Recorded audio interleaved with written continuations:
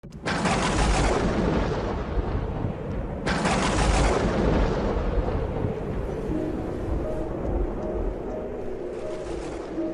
aquel tiempo Jesús vio a un hombre llamado Mateo sentado a su mesa de recaudador de impuestos y le dijo: «Sígueme». Él se levantó y lo siguió. Después, cuando estaba a la mesa en casa de Mateo, muchos publicanos y pecadores se sentaron también a comer con Jesús y sus discípulos. Viendo esto, los fariseos preguntaron a los discípulos: «¿Por qué vuestro maestro come con publicanos y pecadores?» Jesús los oyó y les dijo: «No son los sanos los que necesitan de médico, sino los enfermos. Vayan pues y aprendan lo que significa: yo quiero misericordia y no sacrificios. Yo no he venido a llamar a los justos, sino a los pecadores». Palabra del Señor. Jesús utiliza con mucha frecuencia ejemplos de la vida diaria para darse a entender. Habla para que la gente le entienda, no para que los eruditos investiguen y discutan. Y por eso emplea muchas veces el concepto de médico, representándose a sí mismo, hablando de sí mismo, que ha venido a curar a los enfermos. Es un ejemplo perfecto, lo usó nuestro Señor. El médico no rechaza al enfermo. El médico tiene como profesión curar al enfermo. Por lo tanto, cuando llega alguien enfermo, el médico no le rechaza, no le dice: «¡Qué horror, estás enfermo, márchate, qué barbaridad, ¿a dónde vas?». No, es que es su profesión, es su vocación, eso es lo que él hace. Puede ser que haya un médico especialista que no sepa curar la enfermedad de ese enfermo y le derive a otro especialista que sabe más de ese punto, de esa enfermedad concreta. Pero el médico no siente horror ante el enfermo, aunque puede ser naturalmente, y seguro que es, que le duela esa persona que está enferma y que le gustaría que estuviera sana. Pero no dice: «Es un enfermo, márchate, qué persona tan abominable, enfermo». No. Lo mismo Jesús. Jesús no siente rechazo hacia el pecador, siente rechazo hacia el pecado. El médico no siente rechazo hacia el enfermo, siente rechazo hacia la enfermedad. El médico quiere acabar con la enfermedad, pero no con el enfermo. Al enfermo le quiere salvar y distingue entre enfermo y enfermedad, incluso aunque el enfermo haya contraído la enfermedad y sea responsabilidad suya.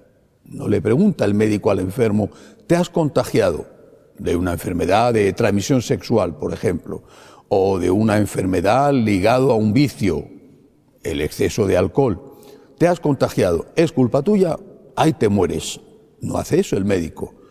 «Te has contagiado, es culpa tuya, pero vamos a intentar curarte». Esto es lo que hace un médico. Y eso es lo que hace Jesús. Jesús distingue entre el pecador y el pecado. Rechaza al pecado, pero no rechaza al pecador. Al pecador quiere ayudarle, y la forma de ayudar al pecador es ayudarle a que se aleje del pecado. Por lo tanto, a que evite pecar, porque eso es lo que le está haciendo daño. Porque esto que es tan sencillo de entender, que es evidente, que no hace falta ser un doctor en teología para comprenderlo, que Jesús hablaba para la gente sencilla y todo el mundo le entendía perfectamente. ¿Por qué esto no lo entienden tantos sacerdotes hoy? Yo no lo comprendo, no comprendo cómo no comprenden.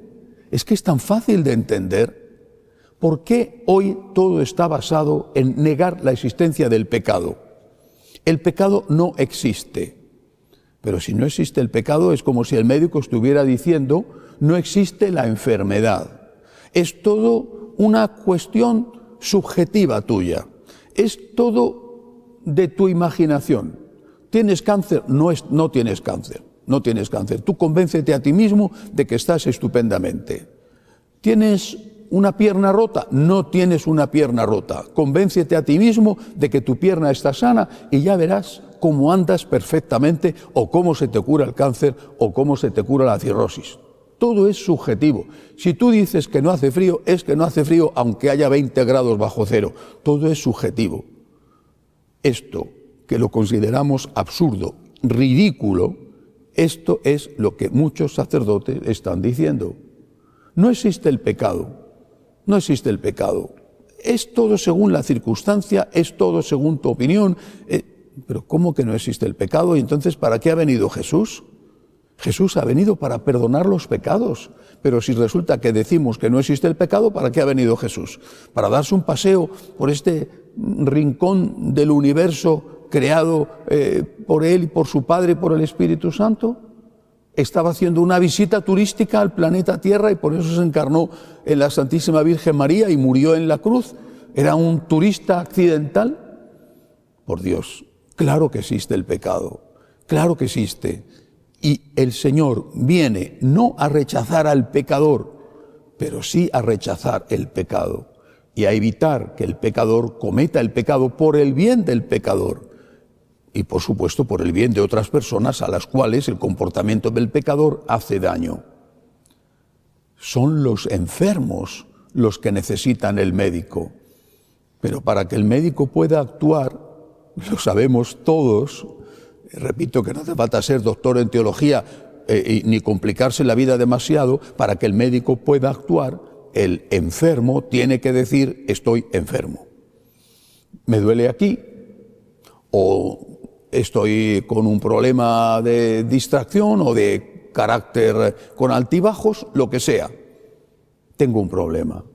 Entonces voy al médico. El médico me hace un diagnóstico. El médico me da una terapia y, confiando en Dios y en la sabiduría del médico, puede ser que me cure, si no, quizá me muera. Pero primero tengo que empezar por decir: tengo un problema, estoy enfermo. Esto es lo que hemos hecho toda la vida. No es que antes no hubiera pecadores, por supuesto que los ha habido siempre. No sé si más o menos, pero los pecadores han estado siempre. ¿Es que acaso no somos todos pecadores? Pero nosotros, que somos pecadores, le decimos a Jesús: tengo un problema, tengo un pecado, ayúdame. Lo mismo que el enfermo le dice al médico: tengo un problema, no sé a qué se deben estos síntomas, dígame usted cuál es la enfermedad y, por favor, aconséjeme una terapia para curarme.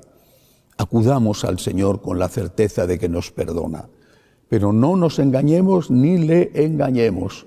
Si somos pecadores, y todos lo somos, digámosle humildemente: Señor, perdóname, médico de mi alma y de mi cuerpo, cúrame.